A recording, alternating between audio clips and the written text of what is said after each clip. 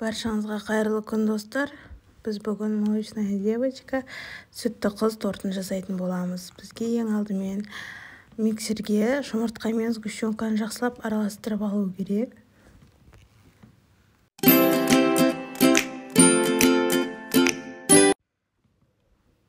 Содан соң кішкене тағы да екінші қалбырдан кішкене саламыз.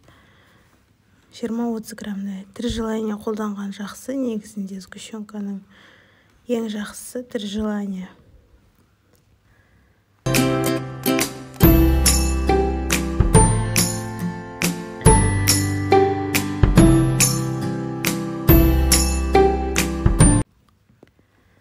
Жақсылап араластырып болған соң рет-ретімен сары майды саламыз. Комнатный температурада сары майды салып, содан соң оны мен разрыхлительді салып, бір келкі масса болғанша араластырамыз. Біздің массамыз дайын. Осындай пергамент қағаздарына дөңгелектей формамызды сызып аламыз да, осылай қамырымызды бөліп шығамыз. Дәл осы мен жасаған массадан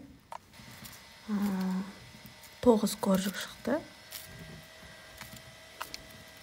Көз мөлшерімен салып бөліп шықтым. Егер мұқият қарасаңыздар, массаны лопаткамен көбіне шетіне қарай жағу керек, ортасы қалың болып қалмау үшін. Істеп тұрған пеште 2-3 минутта пісіріп аламыз. Содан соң сливки дайындаймыз. Мұнда сливки 500 грамм сливкидің өзін миксермен кішкене көпіршітіп аламыз. Содан соң сахарный пудраны саламыз үстіне. Сахарный пудрамыз жақсылап араласып болған соң, осындай маскарпоне қолданамын. Қыздары осы өзіме ұнайтын творожный сырлардың бірі крем-чизде болады негізінде. Барлығын бір масса, бір келкі масса болғанша араластырамыз.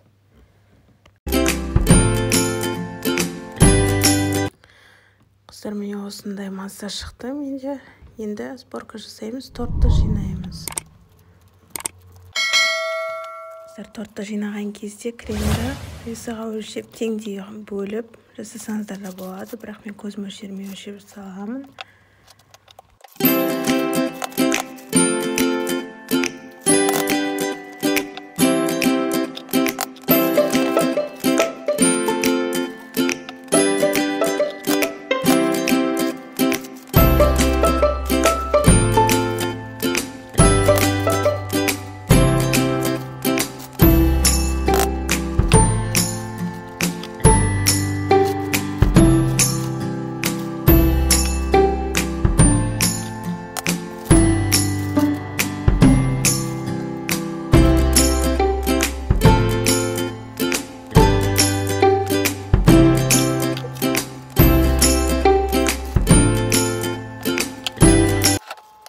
Соңында торттың бетін осындай лопатканың көмегімен кремді қалыңдау қылып жағып, тоңазытқышта 3-4 сағат ұстаймыз. Содан соң формасынан алып, жан-жағына кремін жағамыз.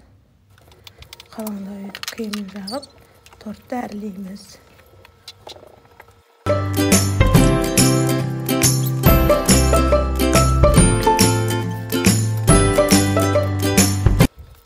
Әрине, торттың сырты әркімнің өз еркінде. Мен кішкене шоколад жағып, содан соң тек қана шоколадтармен толтырып безендірдім. Қыздар, сіздер де осы рецептпен жасап көріңіздер. Өте оңай әрі жеңіл. Назар аударып тыңдағандарыңызға рахмет.